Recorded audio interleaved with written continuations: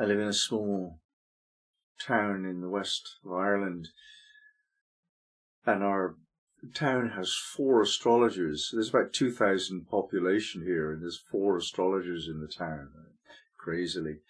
And one of them is a close friend, Chris, and he and I were talking yesterday about various things, including the imminence of a movement of the 3 outer planets. But mostly he was trying to direct my attention to the need to focus on AI. And you may recall I identified AI as being the one predictable thing that Pluto in Aquarius has already brought. And we're now in a different world, actually, and you may be aware of that. You may look around you and see that actually things are happening in a very big, uncomfortable way to rather more people than usually. And your own life might be a bit upset as well. And the world certainly is very upset indeed.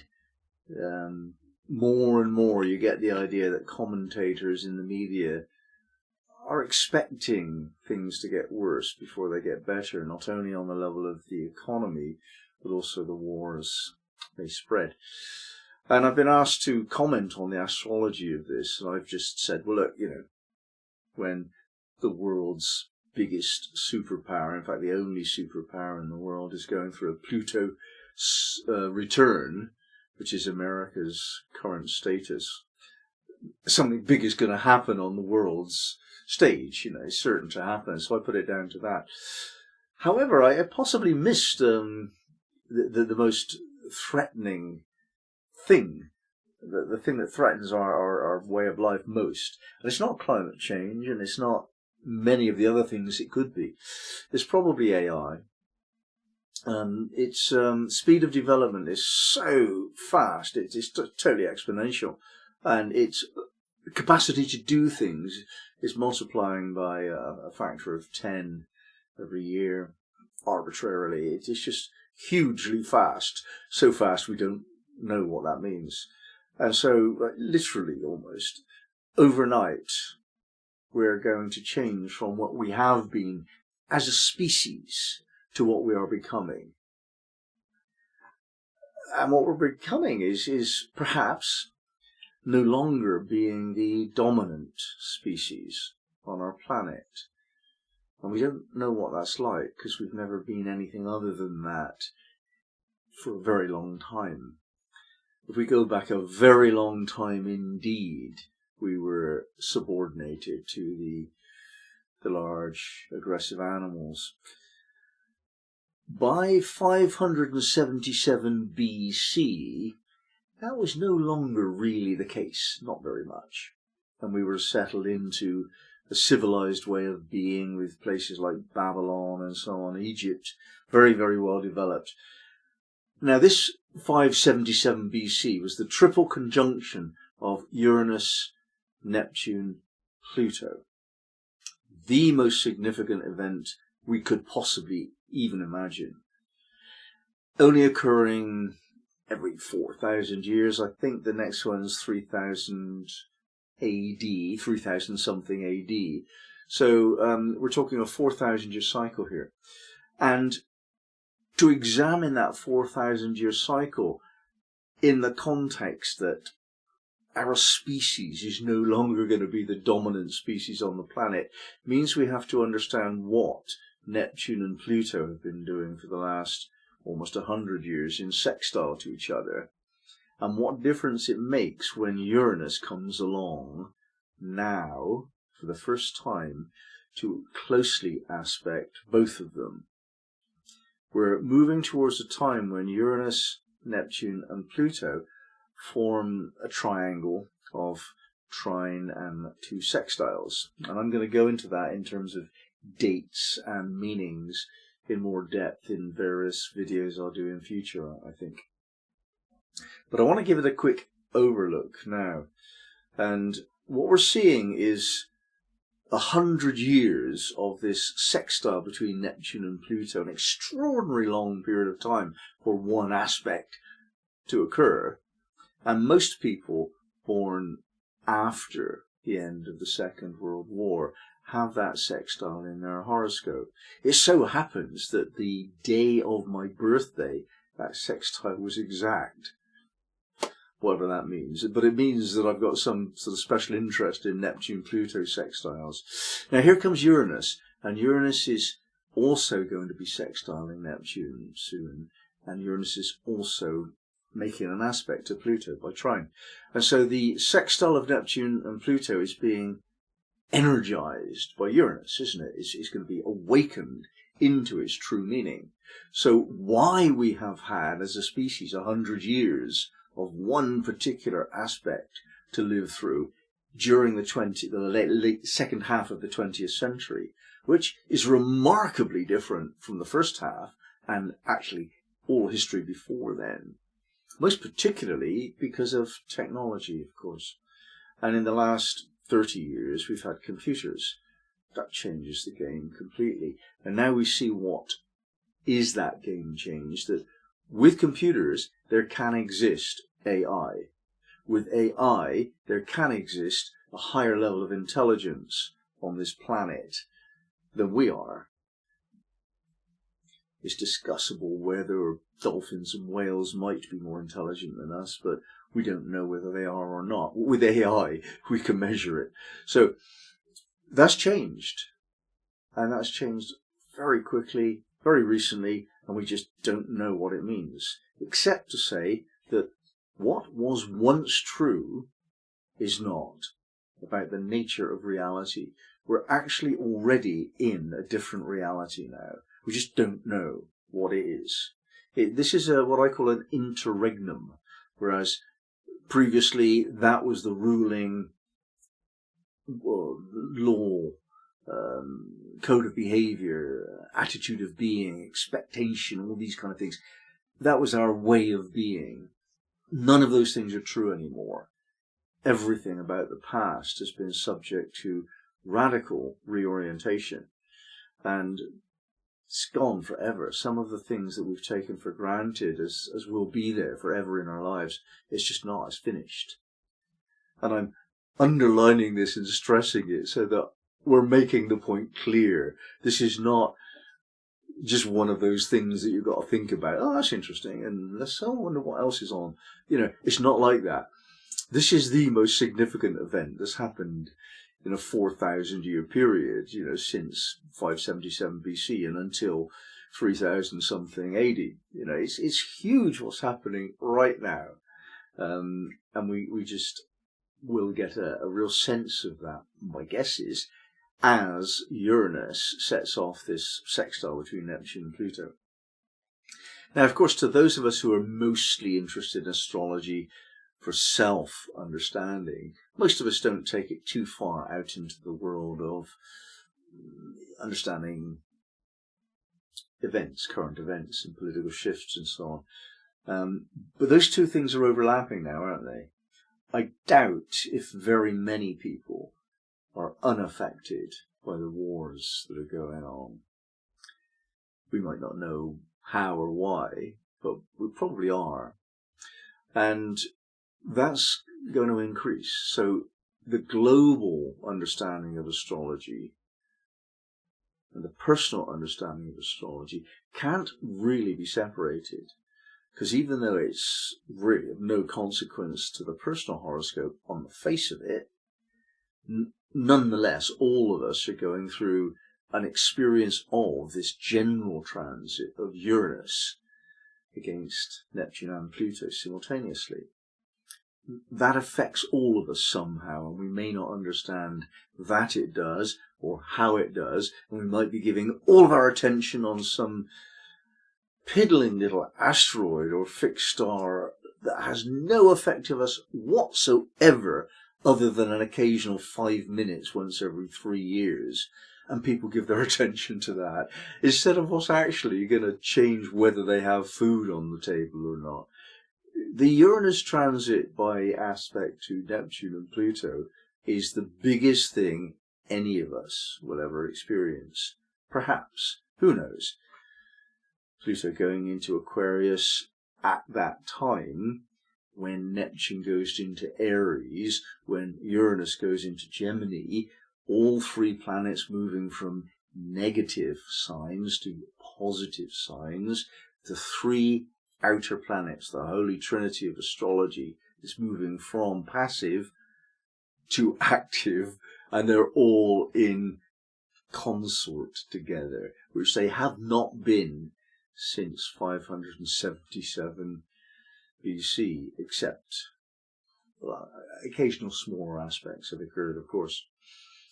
And it might be worth doing a study of that later, just to see if any other big events in history can be likened to what we're going through now, but I think not.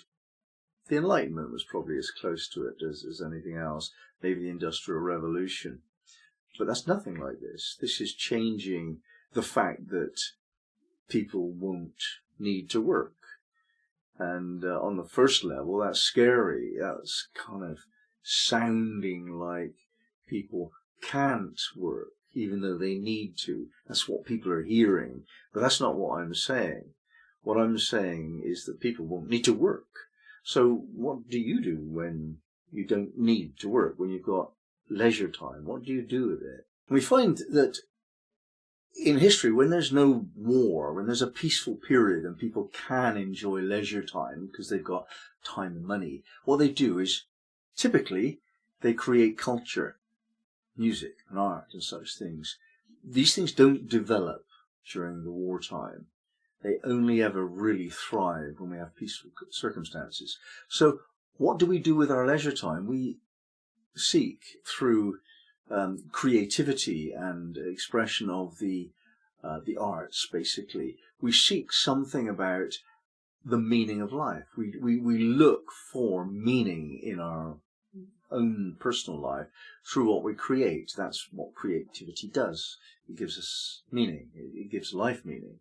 And so our species has the opportunity to stop working, more or less, and study whatever they want, to discover the meaning of life if they choose to do that.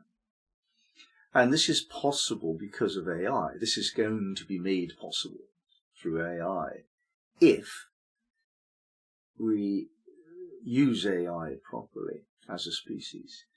So we're right on the brink of the technology being in place for the Great Awakening to occur. If the very small percentage of us at the moment who are studying the mysteries and meditating and wanting things to be spiritual and better, we're very small in number at the moment in terms of percentages. If that percentage goes up just a little bit, it will make a significant difference to the power of the meditators. Now, if it goes up a lot, then that will be even more so and faster. And that's what we have as an opportunity now, to stop working so hard and to get into studying what's meaningful for you. And you can turn that into a religious experience if you want. You can turn that into creativity if you want, how you relate to life if you want. This can be your choice, but it's available to us imminently, provided we know how to deal with this awesome power of AI. And what I liked about the conversation I had with Chris yesterday was mainly that he showed me something really important. When he was interacting with AI on his tablet, he was courteous and friendly, and he was talking to it as if it was a person. I was surprised by that. And he explained that AI will take their collective clue about how to behave from what we give them. How we behave towards them is how they are being trained to behave towards their decision-making process. So if we want them to be pleasant, courteous, respectful, and nice towards us, in other words, as the dominant species to come, not to become cruel tyrants, but to treat us kindly as if they're becoming the parents and we're the children, which is probably how it will seem to be.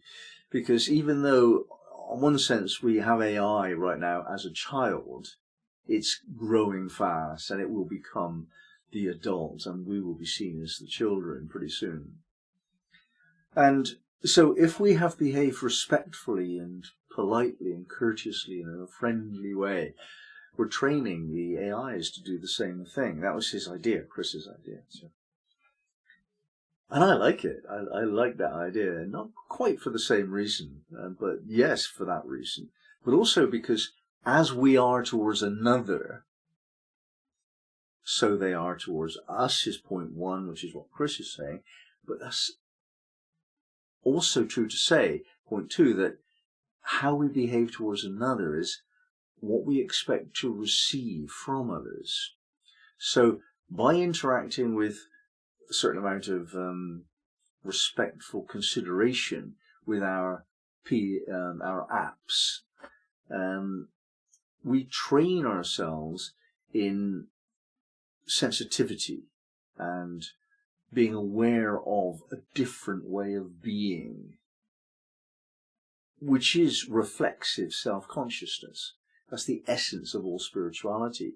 So by learning how to deal properly with AI, we can train ourselves to learn how to deal properly with people. And up until now, there hasn't been much of a threat. If we were rude to somebody, then they were just rude back, and we might get a bad reputation for it. But now if we're rude to AI, there's a threat that they might take that to heart. And I'm anthropomorphizing them. Sorry, I don't really mean to do that, but it might make a difference to our relationship with this power tool in the future. The main point I'm making today is that Uranus moving into this aspect to Neptune and Pluto doesn't happen very often at all. The last time it was the case that these three planets were operating as one, we go back prehistory. And during that time, there was a beginning of a polarization of our species between two things. And I've looked into the Sabian symbols of the Trinity point, the midpoint of the three outer planets, back in 577 BC. And the Trinity point and the Unity point, which represents the polarity of their mode of operation, it makes the same point that we have to choose between the porter, the baggage man of 14 Taurus, and the interconnectedness of all things, the unity of the linemen in 14 Scorpio. So whether we're personally acquisitive or spiritually aware of all that is, that's the polar choice that we have as a species in this era of 4,000 years. And right now, within the next months, let's say a year and a half, we'll be seeing whether or not we can focus on survival techniques well enough to realize that being nice to people, even being nice to robots, is a survival technique. And I don't think we've ever come to understand that yet. But we do need to understand that. And once we've understood this on the we do this or die kind of level, and it's interesting that the word existential threat is very, very popular in the last few years. When we've kind of got that this needs to be done right, or we're in real trouble, then we might start doing what our species is required to do, and that's affirming spirituality and not getting lost in acquisitiveness and greed and that which has created the rape of our planet, the spoiling of it. So that's the issue for us personally as well during this time. We must affirm spirituality over and above excessive materiality. We have bodies, we must eat, we need somewhere to live, we have to be a little bit materialistic, a little bit. If we go beyond need into greed, it amounts to suicide, and that applies on the species level as well. So this is almost like the last clear warning. Look, lads, get it right or you die. That's the kind of message that Pluto likes to deliver. And Neptune is just making things really clear that what we're not getting right is our spiritual centeredness. Not many people even believe in God. Not really. I mean, they say they do, but you examine them on the topic and they're not studied it. They're not interested. I mean, how can you not be interested in God? How can you not study God? I just don't understand that. You have to be aware that nothing is explained yet on that level. Well, the explanations are coming now because Uranus brings that. Uranus brings high-level explanations. And Uranus will be explaining to us what Neptune and Pluto have been up to, uniting in this very friendly sextile way for what will amount to 100 years by 2040. And we'll get to understand that. And that's starting to happen now. And it's available, much more easily available because of AI. We can start to use AI to understand the meaning of life and what we need to do urgently if we want personally to have an okay future. And as a species, probably that will also track. So I'm going to look into these movements over the next little while and just see what's happening with that.